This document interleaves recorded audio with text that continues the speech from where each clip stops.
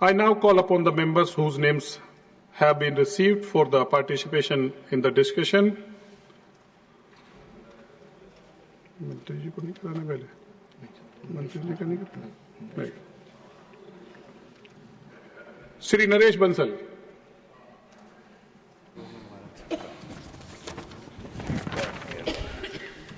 धन्यवाद उपसभापति जी, आपने मुझे इनकम टैक्स अमेंडमेंट बिल पर और income tax plus finance act amendment bill पर बोलने का अवसर दिया।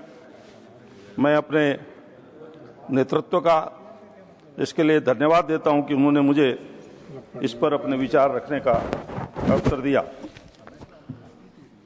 उपसभापति जी, पिछले 11 वर्षों में प्रधानमंत्री मोदी जी के नेतृत्व में सरकार ने ये करके दिखाया कि किस प्रकार से देश हित में चुनौतियों के बाद भी रिफॉर्म, परफॉर्म और ट्रांसफॉर्म किया जा सकता है।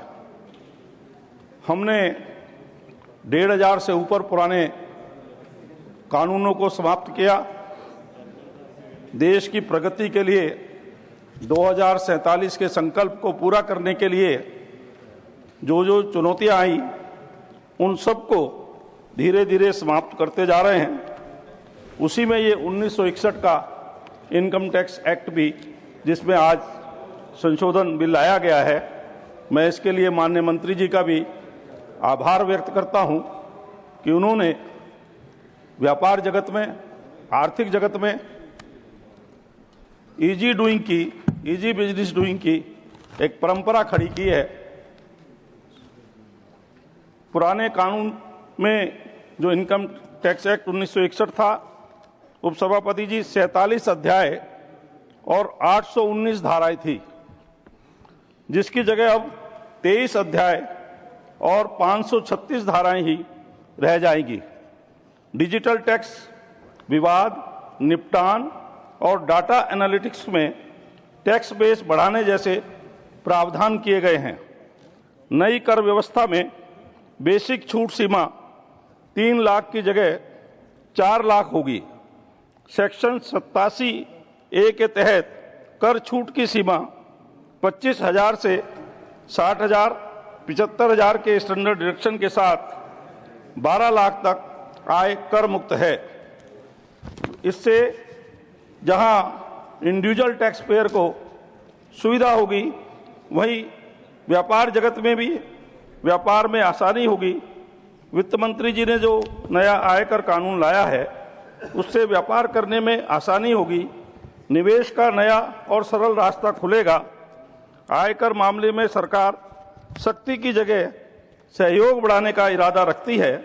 नए आयकर बिल की समीक्षा करने वाली परवर समिति ने अपनी 4,575 पन्ने की रिपोर्ट में 2,085 सिफारिशें की थी।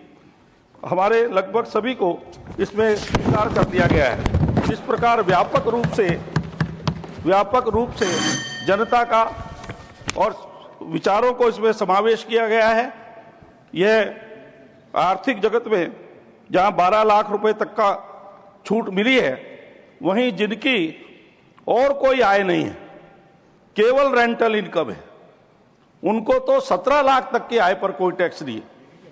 मैं रेखांकित करना चाहता हूं कि जो रिटायरमेंट की एज में होते हैं और आवश्यकता भी रहती है, अनेक प्रकार की छूट मिली है, लेकिन मेरा समय बहुत कम है। मैं इसके लिए आगे के अपने सारे विषय न बोलते हुए केवल इस बिल का व्यापक रूप से अपना हृदय के साथ समर्थन करता हूं, क्योंकि ये 2047 की चुनौतियों का एक रोड मैप है, जो हमको विकसित भारत का संकल्प पूरा करना है। उसमें ये सहयोगी होगा। बहुत बहुत धन्यवाद। धन्यवाद नरेश जी।